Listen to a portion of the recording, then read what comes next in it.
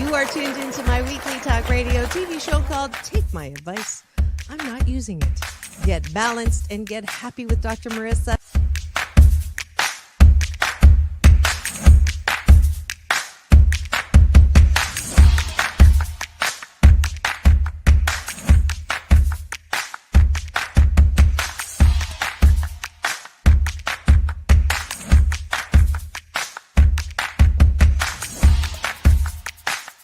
And this show is about hope and happiness. So there's no gossip, no scandal. Instead, I want you to focus on your own reality show and how you can be happy 88% of the time. So I have shows and topics.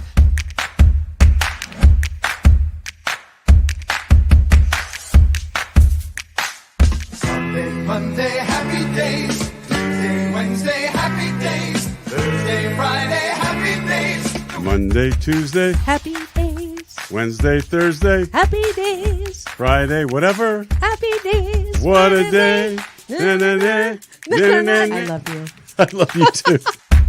Best known as the mom from Happy Days, and she is a delightful 89-year young Marion Ross to my studio. Welcome, welcome, welcome. Dr. Marissa, this is such a treat for me. Oh. My goodness, you're a wonderment.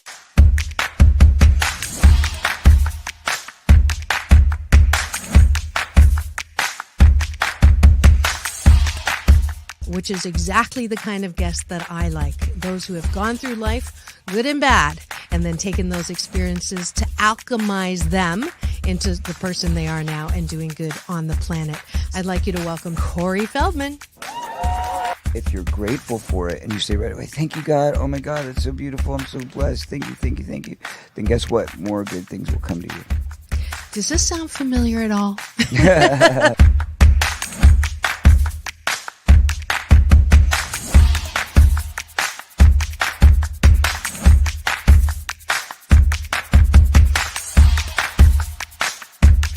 She's back again to mark my Cancer Awareness and Prevention Month show. Please welcome Fran Drescher. Hi, Fran. On and supporting cancer schmance. I really appreciate it. So what would you say are some of the biggest myths, Fran, that people have about cancer? Well, I would say that they think that there's a cure for it. Okay. Instead of a cause for it.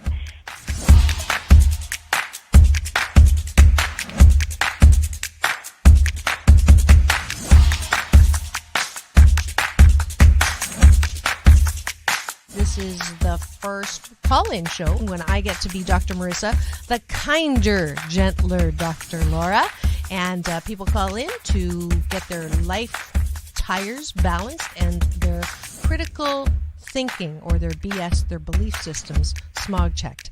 And today I am delighted to have Malie calling in from Birmingham, Alabama.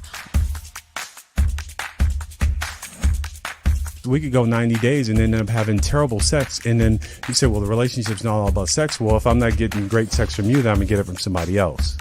Right? That moose just got put on the table.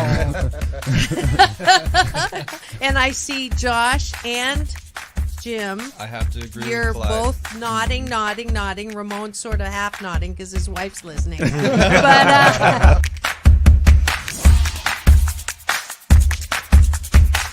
I understood what was going to happen if Muhammad Ali's youngest daughter, made public that I was going to become a boxer. So I wanted to make sure this was the path that I wanted to go down. you are absolutely fabulous, beautiful inside and out. And I'm giving you Dr. Marissa's Beneficial Presence on the Planet Award today. Thank you.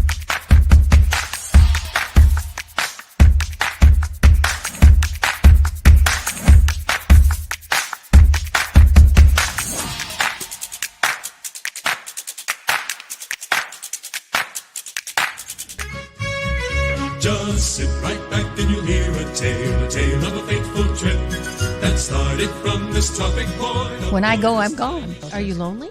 No. Nah, I knew that was going to be But the answer. I surround myself with people. I mean, I'm always the one cooking for things. Or I'm always the one that decorates first and come to my house. All the orphans that have no place. I'm going to have no place to go, so I can come over. Come on over. And life is so amazing if we can see it.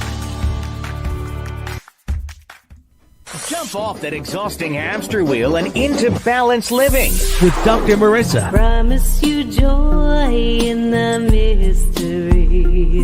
Dr. Marissa, also known as the Asian Oprah. Her mission, to be a beneficial presence on the planet. Her purpose, to be your personal advocate to live, laugh, love, learn. Her life motto, don't die wondering. Take back your life with Dr. Marissa Pay.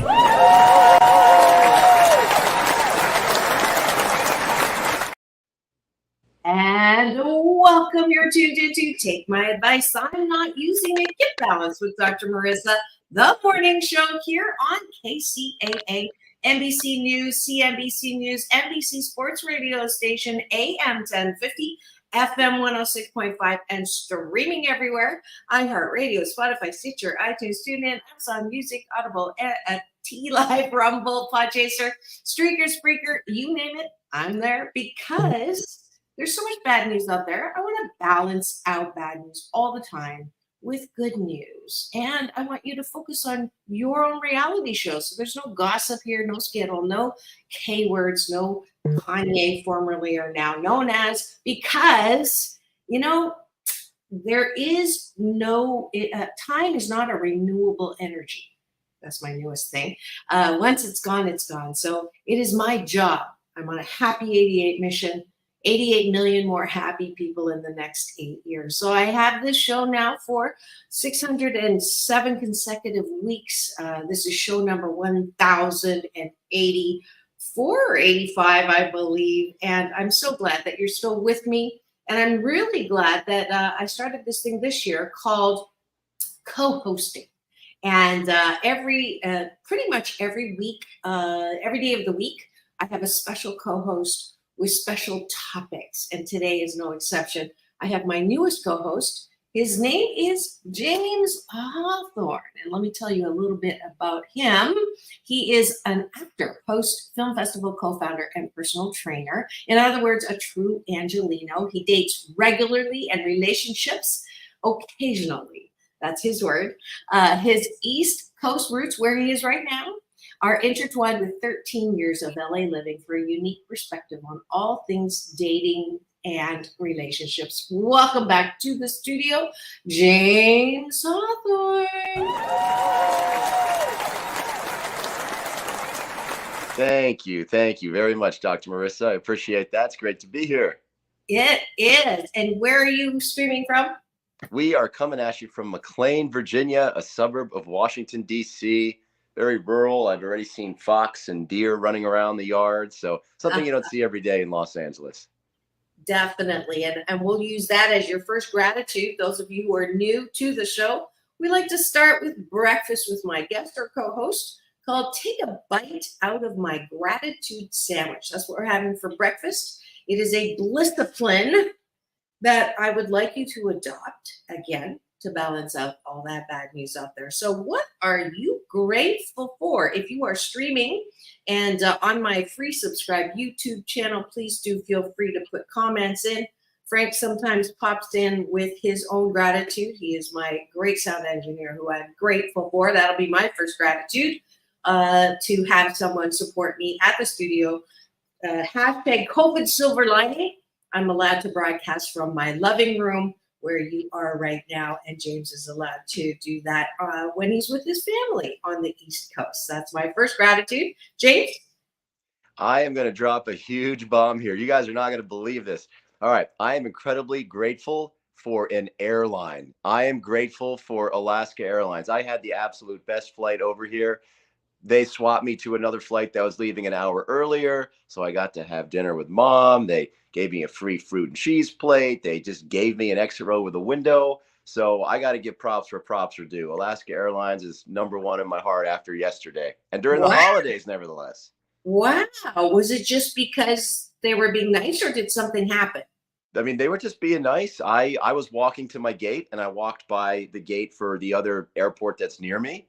And a dear friend of mine who worked with my mom for 13 years lives by that airport. I said, you know what? Maybe I'll catch up with her. She picked me up from the airport. We had dinner together, and it was great. It's such a nice thing. And they swapped me, no questions asked, even in the middle of their boarding that flight that was already a little bit late. And, you know, they just treated me really nice, and it was so refreshing.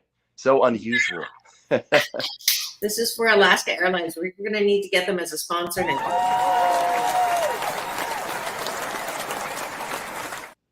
And that is exactly why we do this exercise. Instead of hearing about all the bad news about airlines and what they don't do, James is modeling what we like to do, is highlight what's good on the world, in the planet, about companies and all of that good stuff.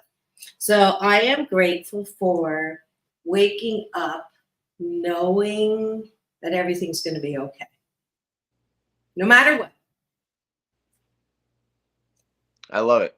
I am grateful for my mom's cooking. Now, she only does it one time a year. She's retired, except we have a tradition, and it's we do a prime rib dinner, and she makes the best prime rib. Still uses the original oven that came with this house from 1977. I don't know how that thing still works, but it produces the juiciest, most delicious prime rib you've ever seen. And I eagerly anticipate it all year long. And my mom slaves away in the kitchen all day. This year might be the day, though, where I take over the reins, and she barks out the order as the general, and I go ahead and execute. So I might be learning those prime rib making skills this year. We'll see. That sounds like so much fun. And I got to meet your mom, I guess, 1 year at the film festival. That's where James and I know each other from way back. You just never know. And here he is now, my co-host. And I am grateful that I would say bring some back for me, but I won't be home until mid-January, because I'm grateful to be flying out this Saturday to Australia and New Zealand. I'll be speaking, teaching, book signing, and present for the birth of my favorite niece's first child. So, and I'm grateful, I'll add, that was not the plan. Like, I made the plan to go and do, tour, book, the whole thing before we even knew she was pregnant. So isn't that crazy? And her due date is right in the middle of the trip. I'm jealous for you, but in that good, healthy way, because like you've just sparked my wanderlust. I want to go see the world in this upcoming year. That's for sure. So excited. Go ahead. Here's another weird one for everybody. I'm grateful for Tom Cruise. Why? On the flight, I finally caught up on a couple movies. I saw his latest Mission Impossible Part 1. My jaw hit the floor. This guy's like 60 years old, sacrificing his body, doing his own stunts. And I'm blown away. I mean, I look at that and I'm like, okay, if you really want to like take your career, whatever it is, to like the ultimate level, he's a great example. I mean, of like how much he gives just so that we can be entertained and get an adrenaline rush while flying cross country, right? I just, as a fellow actor and host, I'm like, okay, that's a level to aspire towards.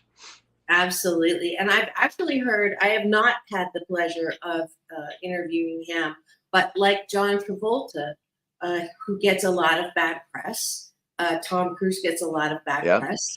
And I met someone who did interview him and said, it was one of my guests.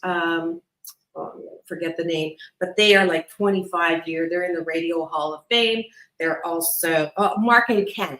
It was, you remember Mark and Ken? Well, you may not, because you're not from LA originally, but they were huge radio hosts. And they were telling me, I asked them who their favorite guest was, or who the one they remember the most.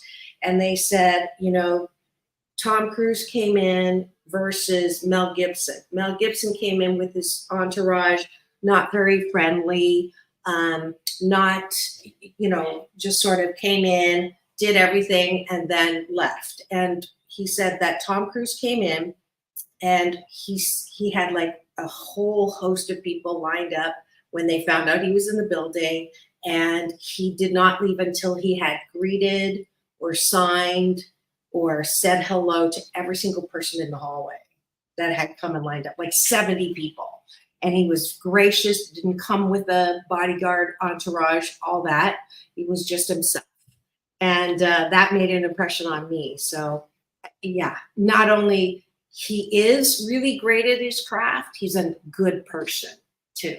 I've heard that, and he actually came and spoke at our acting school, which is like, what? So, at the graduation for some of the students, the alumni can go and watch. And he actually came and gave a speech to encourage the students in their careers now that they had, completed the program. And that's kind of mind blowing that he took time out of his day to do that. So regardless of all the other stuff outside of his craft, I mean, just from a generosity of spirit and, his commitment to his craft, I think those are things that we can all aspire towards, Yeah, as they say, don't throw the baby out with the bathwater. Whatever else he's doing, whatever. The stuff that resonates with me is the quality of character and the commitment to craft, Yeah, absolutely. And let's see, gratitude. Did I have one more gratitude? I did, but I forgot it. So we'll just go down to the bottom of the button because James likes it on the bottom. No, well, that's rumor has it, and I'm just teasing. And Mom, I know you're probably listening, and Auntie, this is straight talk, which means that I get to be a little bit risque, and I love triple entendres. Don't worry, I'm all talk. Number one, let's just put that was on the table. I am all talk, and my bite is I don't have a bite. So there you go. Bottoms up. But that's you, because I like it on the bottom too. Oh, do you like my? Look at this. See if you Yes. Yeah. You showed us last week, and I like them better this week because the cup runneth over this week. Yes, and it matches my outfit. So, bottom of the bun is appreciation. What do you like about yourself? Why do I ask you to do this? Because a lot of us, if I asked you, how often, do you approve of yourself? A lot of people would say, oh, it's so hard to take a compliment. If I get 99 compliments and one criticism, I keep playing that over like a broken record. And it's the good news is you're not alone. The bad news is you're not alone. And so I really want us to take some responsibility for our own mental health. And the way we do that is to learn how to self-care. So this exercise on the bottom is to say, what things do I like about myself? I'm not perfect, but there's at least 88% of the things about me that are actually not too bad. And I want us to highlight those so we're not going out into the world looking for love in all the wrong places. So that's why we do this. I'll start. I appreciate that 88% of the time see the best out of people, places, and things. 88% of the time. You actually stole one of mine. I'm in the same boat. And you know what, to be honest with you, sometimes it's gotten me into some trouble where I've been burned by that. But I'd much rather get burned by a person who chooses to take advantage of that than go through life constantly white knuckling it, afraid of how somebody is going to mistreat or hurt or take advantage of. So I'd much rather have the joy that comes with just looking at the world and people with that positive light and giving them the benefit of the doubt. Even if sometimes it does result in my detriment every once in a while, the juice is worth the squeeze on that one. Ooh, I like that. I appreciate that I tell pretty good jokes. Most of them are risque, so we won't tell them on the air. But I'm a pretty good. Go for it. It's the holiday season. That's one way people, if anybody's having a rough holiday season, jokes is one way, copious amounts of booze and sweets eating is the other, but jokes is the third. Well, my favorite clean joke is there's a family of tomatoes and they're crossing the street, and those signs where it's got the family and they're holding the kid's hand, they're running, and so it's like that. So Papa, Mama, sister, brother, baby, tomato. So they're running across the street.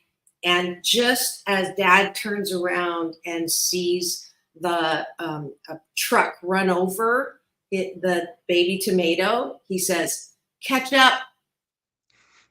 Now I'm going to throw the moose on the table with that one. The first time I heard that joke was Uma Thurman in Pulp Fiction. That's from Pulp Fiction? That was right. Well, I don't know if it's from Pulp Fiction, but the first time I heard it was there. And it was right after Travolta had to stab her in the chest with the adrenaline needle after the accidental heroin overdose. And after this night where he was freaking out, he thought he killed his boss's, wife. she says, "Hey, you want to hear a joke?" And he's like, "Yeah, sure." And that's the joke that she tells in Pulp Fiction. Oh my gosh, I never knew where I got that from, but I thought it was the funniest and cutest joke. It's and a cute the joke. only clean joke that I have.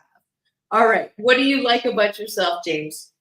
I like my ability to sort things out clearly. Like, I'm taking inventory. So I'll give it some context. End of the year, I like to take inventory, relationships, things that went well, life skills that maybe I need to improve. And so, when I try to chart all that out and make sense of certain things, I like my ability to kind of go from the top to the bottom and logically kind of go through and take a good inventory, because it gives me like a nice solid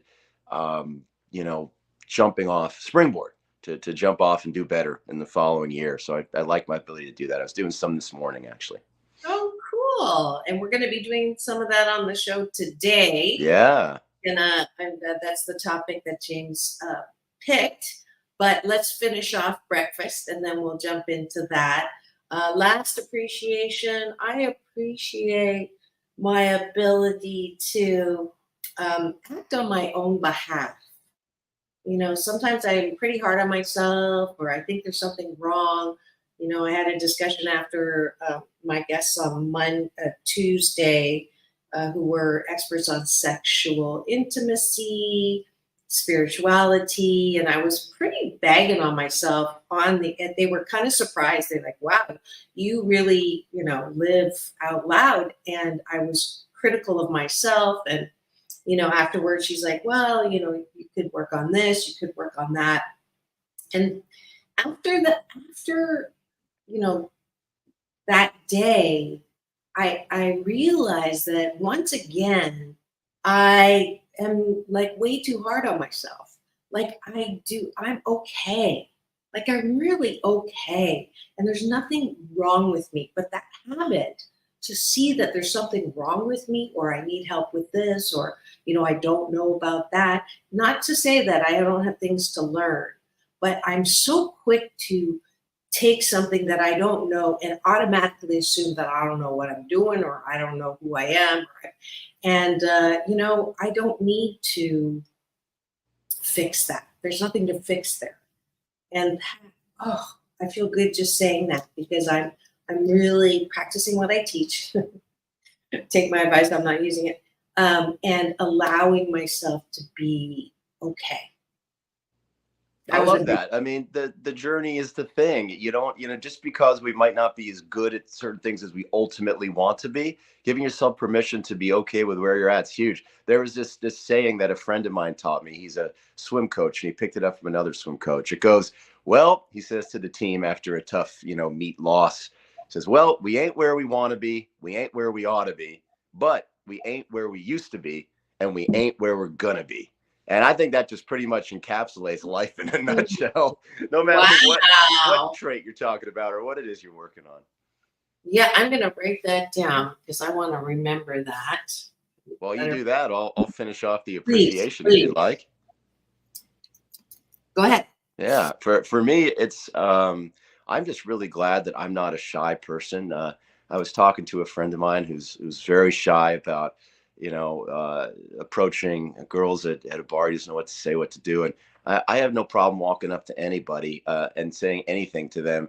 And some people look at me funny when I do that, but because they're like, wait, who are you? You're acting like you know me. And I'm like, well, I don't yet, but I'm going to get to know you, because that's the kind of person I am. I have had so many cool conversations, met so many awesome people. Yes, I'm going to put the moose on the table.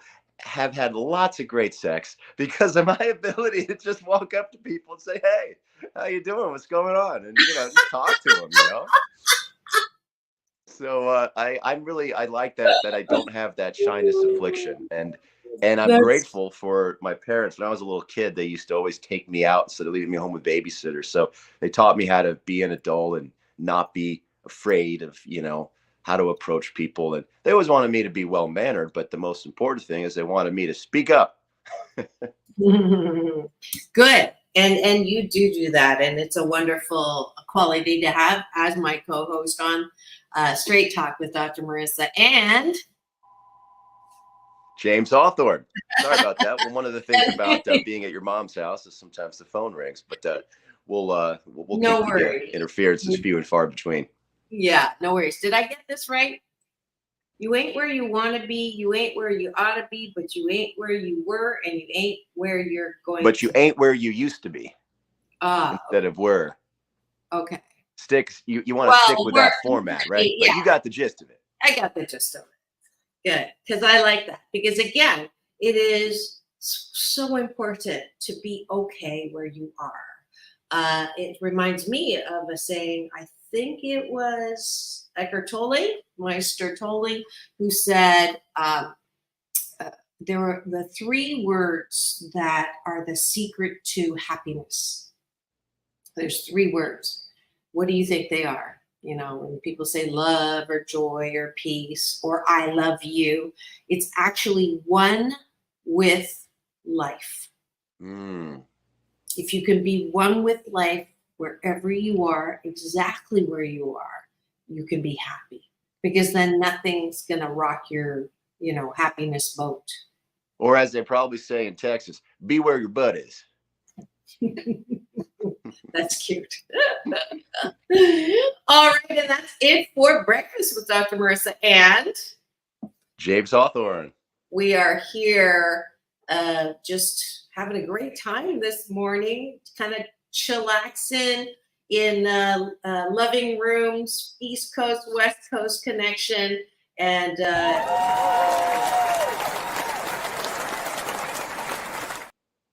I hit that button too fast. If you've just tuned in and wondering what's going on in studio, it is Thursday's special series, Straight Talk with Dr. Marissa and James Hawthorn. We just had breakfast. So now we're on to the topic of the day, which is we're going to talk about resolutions for your relationships, romantic, friendship, family, whatever they may be. And might even get into our thoughts on, what society's resolutions can be so that we live more harmoniously together. What's something that we all probably could do a little more of to get along better in this upcoming year? Sounds great. I'm curious what your self-improvement exercise to get a little peek into what you were doing this morning. Sounds like a great exercise. And particularly, I want to hear the balance between wanting to improve and also approving of where you are. Yes. Well, so this morning, right, I was taking inventory of a difficult relationship I had with a roommate, and he recently left, and so we were the dust hasn't settled yet, and I wanted to find some peace around that. So I really wanted to just sort of think about or take inventory of where am I at, like how am I feeling? And sometimes I'm not immediately aware of how I'm feeling. I have to, because I'm a head first kind of person, so I have to carve out that space. And writing things down slows down the thoughts enough, because you can't write as fast as you can think. So it slows things down enough for things to kind of marinate, and for the jus to drip from the meat. And so I start to figure out kind of how I feel about things, take inventory, how will I be with this person moving forward, now that the conflict has been resolved. And that was the exercise I was taking inventory of this morning, how that went down, how I feel about it, and what I want to do about it moving forward so that it, remains a healthy relationship, even though it's no longer a roommate relationship. Great. Saying hi to Cashew Gallery. Orville Nation is streaming in from Portugal. Hey, Ooh, welcome. Sue. We're talking about relationship resolution. So do you have one? I know that Orville PJ is married. So maybe we're doing a little self-reflection here. And it sounds like you are taking responsibility, James, for your dis-ease, which is really good thing, because a lot of us, when we're not comfortable or have what I call the worst kind of resentment, my bonus dad calls it the worst kind of resentment, is righteous indignation, right? Mm-hmm. You have a reason to be pissed off, and then you stoke the flame of it and becomes this entity of righteous indignation. How do you soothe yourself out of that? Because regardless if you have if you have the right to be pissed, okay, but you're still pissed, whether you Right. had the right to be pissed or, you know, or you're out of line being pissed. It's still pissed is still pissed, and Right. pissed is a temporarily good feeling. It does feel good sometimes when you're really pissed off to, you know, whack. I'll remember this one exercise, and I just took all my pent up stuff and I took a plastic bat that was in this therapist's office and whacked it up against a leather couch, and it felt so good. Or I'll bite my pillow, or I'll like take an empty Kleenex box and just stomp on it, or egg carton. Those are the times where I allow myself to feel that rage safely. And it's okay and it's good. In my book, it's good to do that. Short time, you know, and then realize that I can't control what others are doing, or it sounds like, you know, what happened with your roommate. It's out of your control. You can't make them sorry, right? Usually when you're pissed off, you want them to be sorry. Even if they did apologize, you probably wouldn't even believe it, right? When someone's saying that. So how do we manage that kind of stuff is so important to learn. We don't go to class for that. Nobody tells you in school. They just say, go to the principal's office, right? Or you know, you're taught that it's not okay to be mad, and it's not okay to be sad, and you're supposed to be happy all the time and get on medicine if you're not. And you know, I mean, now that said, I take a low dose of anti-anxiety, antidepressant meds, and I'm grateful for them. But we have to give ourselves permission to vent. I mean, you got to let it out. You got to vent, as long as you do it in a healthy way that's not harming others. Pro tip for those who might be listening in Los Angeles: there are batting cages in Sherman Oaks, in Burbank, in Venice, and boy, does that feel good. And hey, if you're not good at eye-hand coordination, hey, it's another skill you can pick up and learn. But God, it feels so good to just connect with that ball, and hey, you're also getting a workout in too while you're venting. So that's something that I like to do. I think it's wonderful. Great tip. Golf is not my thing, but some people have said swinging the golf club is like doing the bat.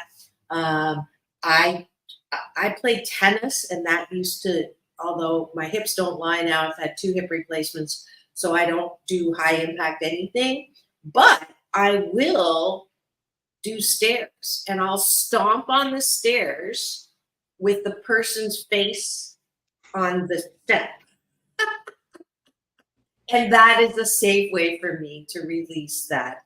You know, we just don't want to make it into a habit, right? Right. If it goes beyond, you know, let it out and then get over it. You have to let it out, or it sits inside and gets infected.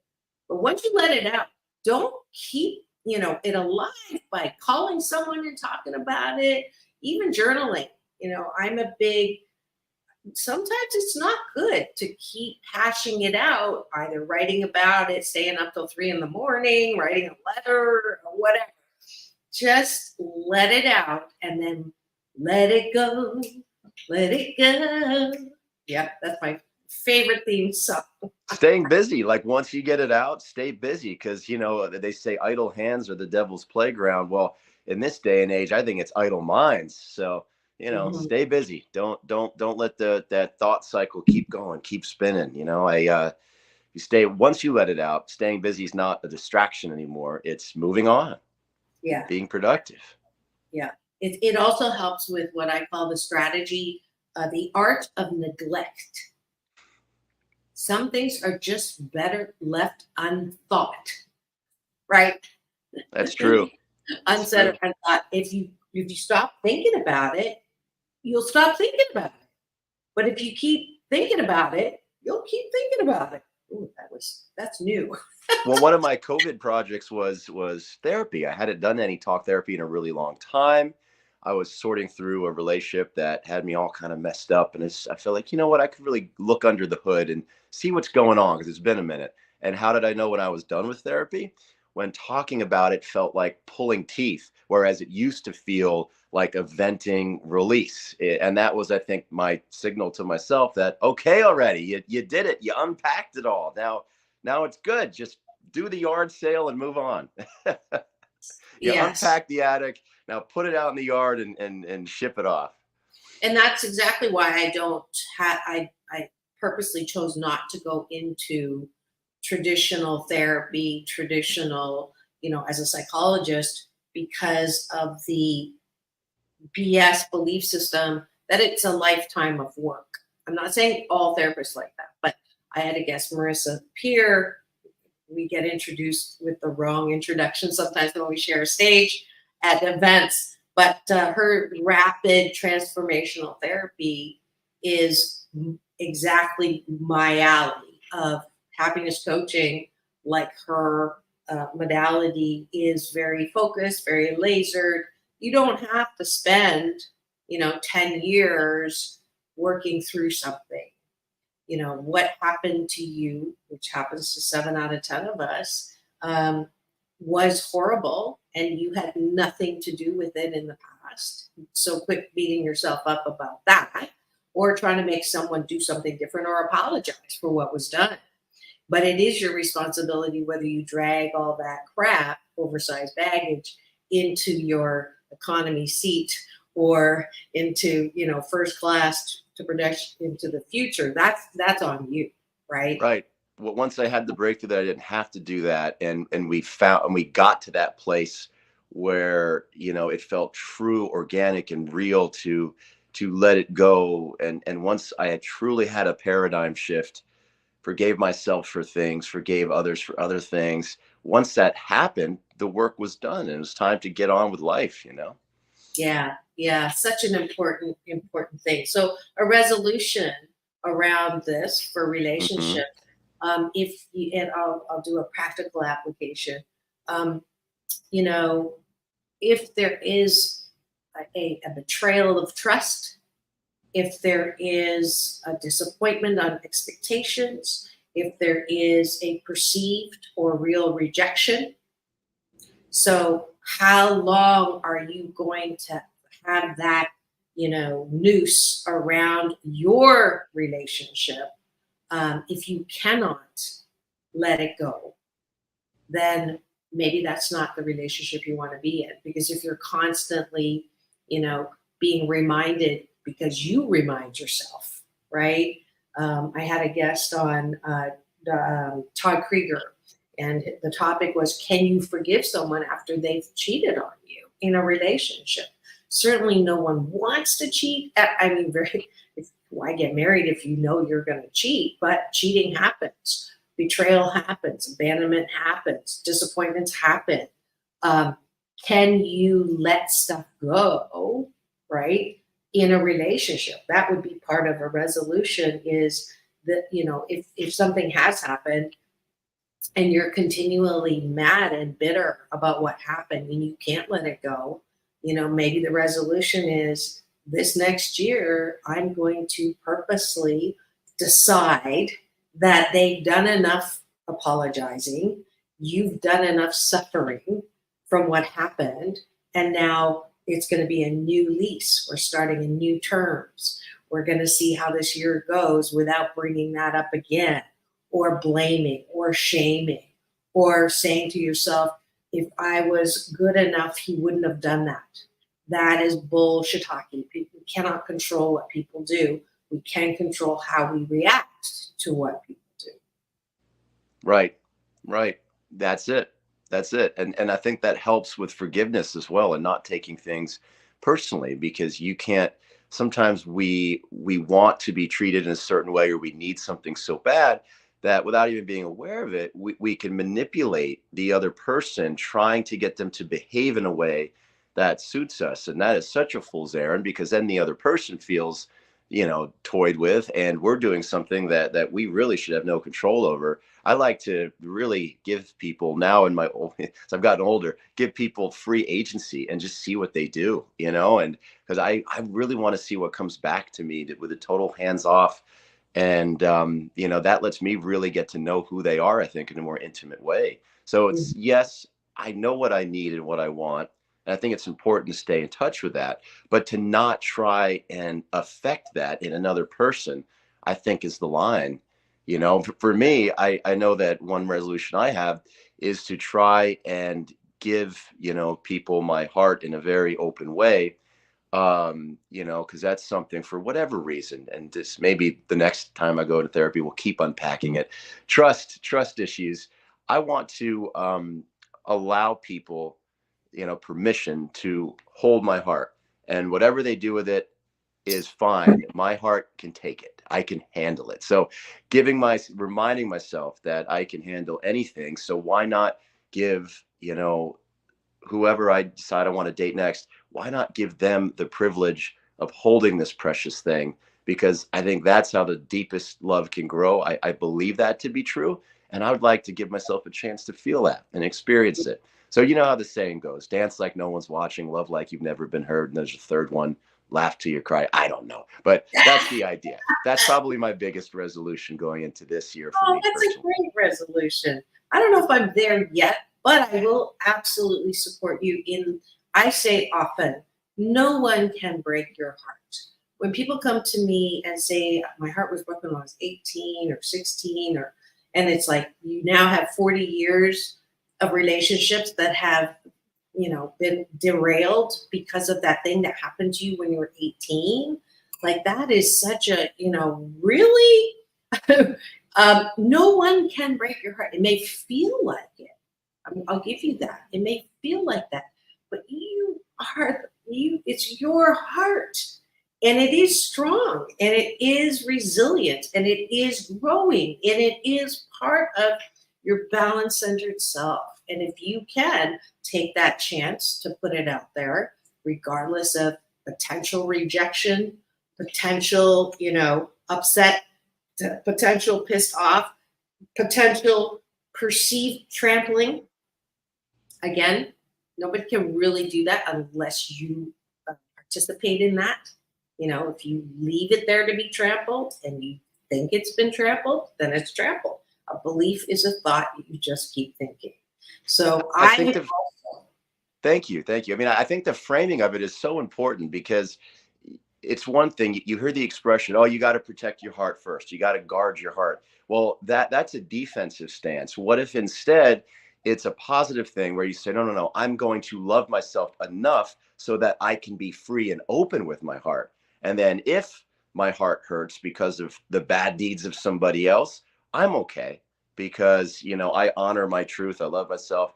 I hold true to my standards, what I expect of people, but I'm not going to guard and protect this, because I need this out there to be able to receive all the good things. So I think, being mindful of the way that you frame things going into relationship, can really help you stay happy and not in a defensive, scared stance. Yeah. I'm so glad we're talking about this. This is deep.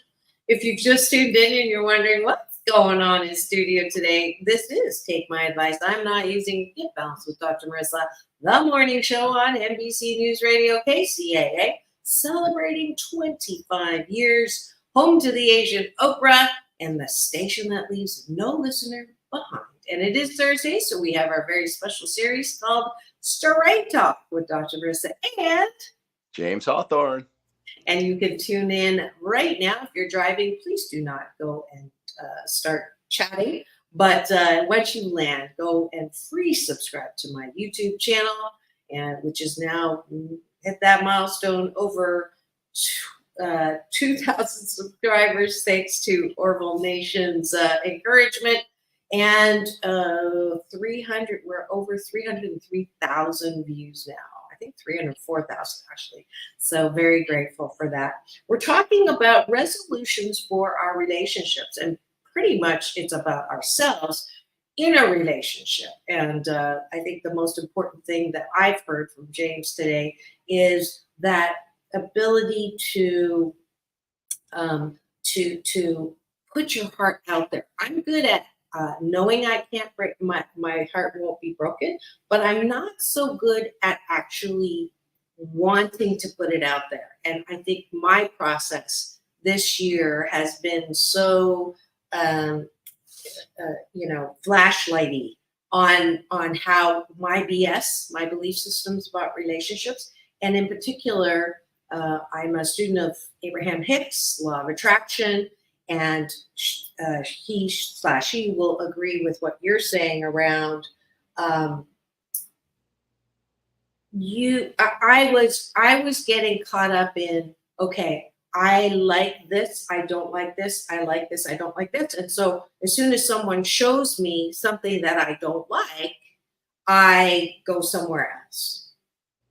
And I just heard her say, you can do that, but you're still conditional. Like you're still, you want certain conditions to be okay. Can you just be with people, and when they show you something that you're not crazy about, can you just still stay and not be rocked off your boat and allow them to be who they are? And I would say, no, why bother, right? But then what I'm missing is what you're saying, is then I'm missing the opportunity to, there might be some, good, nice, sweet stuff there that I just have dismissed because I'm not available. Right. So that is, I have to believe with my innermost conviction that there is something of value in an intimate relationship. And until I believe that, I'm not putting myself out there. I think that's a fair boundary. I think something that all of us can benefit from is, patience. I feel like I have so many conversations with friends, that are dating, and they're like, oh, the show Seinfeld, Jerry Seinfeld used to be the worst with it. He'd be like, nope, I can't do it. She's got man hands. Or no, I can't do it. She wore the same dress to 2 consecutive dates. What does that mean? Does she have a closet full of the same thing? I can't take it. I'm breaking up with her. So, I mean, we're so easily, to put it though in the serious context, if I hear this word triggered one more time, I'm going to lose it. There are people who have real trauma. I get it. But it's being overused, I believe. I mean, your trigger. Yeah. Okay. You can be irritated by something. You might find something a little bit unagreeable, but is that enough? Are you just going to throw the whole thing out because of, one thing that you don't like? I mean, unless it's something that's like morally offensive or, something that goes against a core value, like just chill out. And who the heck are you to say that your way is so much better than theirs? And so there's a lot of self-righteousness, and there's a lot of be aware, be conscious, but let's not be overly sensitive and touchy, huh? That would be my hope for all of us in society. And when I've gone on dates and had conversations and had to smile and nod, but I'm like, okay, so yeah, so that's why you're so upset. Okay. I listen, I try to understand, but that's something that just gets my gears going, grinds my gears. I'm in the same, but you're preaching to the choir. If I hear one more time, you hurt my feelings, that just drives me to the moon, and when people say, oh, talk about how it hurt, how did that hurt you? Or how, I'm like, oh, that drives me. That's my trigger. It's like, own the impact. You soothe yourself, right? It's not their job. It's not your job. It's not my job to make you feel good. That's your job. You're the boss of if you feel good or not. Now, that's advanced humaning, because we grow up thinking that I was told you make me angry, right? Right. You are hurting my feelings. You're not supposed to do that. So we grow up thinking we are influent. We have the power to make you mad, sad, hurt, all of that. And advanced life for me is no. I've not taken this challenge yet, but almost to be able to say to my kids, you can do whatever you want. It is not your job to make me happy. It's not your job to make me whole or feel good. It's not your job. It's my job to make me feel good the way that I take that responsibility. My responsibility to make myself feel good. hugely different construct to live with in relationships or even with yourself. But at the same time, though, I think it's important to communicate to people when they're doing things that don't feel good to you. So I think the way, once again, getting back to this idea of framing things in a way that's more constructive, it would be like calling that person out and saying, hey, you're doing this behavior. And when you're doing that, it upsets me. Like, so it's not like saying you are upsetting me. It's creating that second thing. Like, you're doing this thing or you're saying this thing. I don't like it. When you do that, I start to feel, this kind of way. Can you stop doing that? Can you stop saying that? Might you consider trying another way? Right. I think there has to be a way to communicate that with people, but I think it's creating that second step of, I am responsible for my feelings, but you were responsible for your actions, Yes and no, because is it more important for me to remove my own chip from my shoulder, not leave my go out to get, okay, to manage my own triggers? Isn't that more important than for me to ask you to change what you're doing? There's a very fine line there. Otherwise, I'm always going to be not happy with how people are people. And 80% of the time, if we get along 80% of the time, and then we have 20% of the time differences, do I really need to tell you how to change that part of you so that I can be 100% happy? No. It's more important for me to go, okay, that really pissed me off. And he has a tendency to do that. Drives me crazy, but look at all the ways in which he is awesome, right? Yeah. That's just part of him, and he's never going to be, Now, I just came up to that, not in a romantic relationship, met a new person, lovely person, started to go out, and she's not an East Coast planner, very flexible, spontaneous, and will make plans with me and then say can't do it. Good reasons. That drives me crazy. I'm an East Coaster.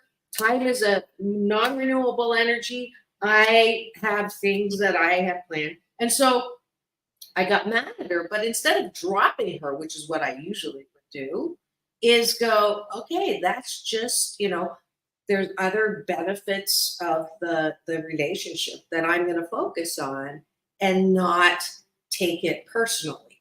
That's not easy. Because my past has been, if you're not fitting like 50-50, I can't do it, right? Yeah. But I'm learning, that's my resolution, is to not take it personally. I just did a show on rejection.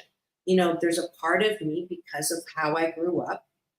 That's a trigger. Sorry, it's not a trigger, but it's an awareness of that's not her stuff. That's my stuff. And I finish that, right? Not everybody is going to run on my schedule.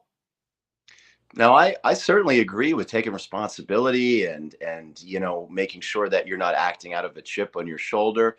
But if it's something, a small annoyance, and if it's something that's not, for me, the distinction is it something that's fundamental to their character? And if it's something that's fundamental to their character that I find really just like something that just keeps upsetting me, at that point, I just chalk that up to incompatibility. So I would not bring it up at that point, because I would say, well, look, it's who they are. And so we're just not compatible. Being late, not texting back, that kind of is personality, right? Yeah, you just have to choose to either accept it or not. And if it's fundamental to their character, I'm probably not going to bring it up. But if it's just a behavior, or like a thing that they do as opposed to something fundamental to who they are, or a manner in which that they're talking that's, it's offensive, I think it's perfectly healthy to communicate that, not in oh, you better stop it because you're hurting my feelings, but it's okay to communicate it and say, hey, you know what? My response to this when you do that is that I invite you to try another way. You don't have to, but I would sure like it if you gave it a shot. I think it's fair to ask for that in a friendship, in a relationship. you can go too far with it. I have a friend who I feel like picks at me for every little thing, and I don't feel like he holds other people to the same standard, and that really bothers me. And he says it's because he says, well, I know the other people aren't capable of making the changes. So, but I know you can. I said, well, that's a nice vote of encouragement, but it makes me feel like I'm walking on eggshells when you're picking apart every little thing. So to your point, you don't have to call out every little thing, but if it's something that's really getting you, I think you have to talk about it for the health of the relationship. Give that person a chance to honor you. Yeah. And that's my balance. That's what, when to hold and when to fold. Mm-hmm. Right. And I have to manage, how wide my hula hoop is, right? How much of the responsibility do I need to hold within my space, and how much of it is, just leave, right? But I do know that I'm a fast leaver, right? And so when you're anything in the extreme, you may need to balance out. There's people who stay too long, and there's some people who don't stay long enough. I definitely am in the latter category. My second major resolution is to find that balance. I am so good / bad, depending on how you frame it, at going on 1 to 2 dates and that's it. But for me, it's not because I'm throwing out the other person because of some little thing. It's more if I don't feel that spark. If we're talking about dating, I would rather go on a new date with somebody else if after spending 4 hours with them, call it 2 dinner dates or whatever it might be, if I'm not feeling that spark, time to move on. So, and that's my East Coast. But, I think. But I don't think there's anything wrong with that. And maybe that's why I'm single. But you and me both. You and me both, honey. I know. But it was so bad that whole run up, that whole foreplay, shocking up. That's why I don't even use the apps, because it's a waste of time. I would rather, and this is ridiculous. Like if someone asked me out, like this guy hit me up at a Costco doing gas. It was, and he's like, hey, we should go get a drink sometime. And I don't drink, number one, but it's like, it was nice. It was a compliment. I'm not saying that it wasn't, but it's like, I don't even have the time to go and sit through an entire dinner, right? To see if there's chemistry or not. Like if there's a spark, if I see you and it's no wonder I'm single, I'll tell someone, meet me at the Starbucks, plant one on me, and if there's sparks, let's sit down and keep talking. I love that. I mean, that's bold. I love it. You're like, let's put the moose on the table. Let's get right to the point. Right. Well, geez, Dr. Marissa, aren't we the blind leading the blind? But hey, it sure makes for interesting conversation on dating, doesn't it? I'm getting the 2-minute signal from Frank, so we're gonna have to wrap up. But this was really good. I think I enjoyed this conversation so much. You are the perfect co-host for me to be able to be honest and at the same time, own up to, my BS, my belief systems that may or may not be getting in my way. Thank you so much, James, for joining me. Thank you, Marissa. This is like free therapy for me. best holiday ever. Safe travels. I'm glad that you hope all your travels are like James's on Alaska Airlines, and just wishing everybody a very, very, very, very beautifully easy conversation, full of spark life in your relationships. It's all about balance, peace in, peace out, world peace through inner peace. This is Dr. Marissa reporting live with James Hawthorn, wishing you the best day ever. We'll see you tomorrow. Bye-bye.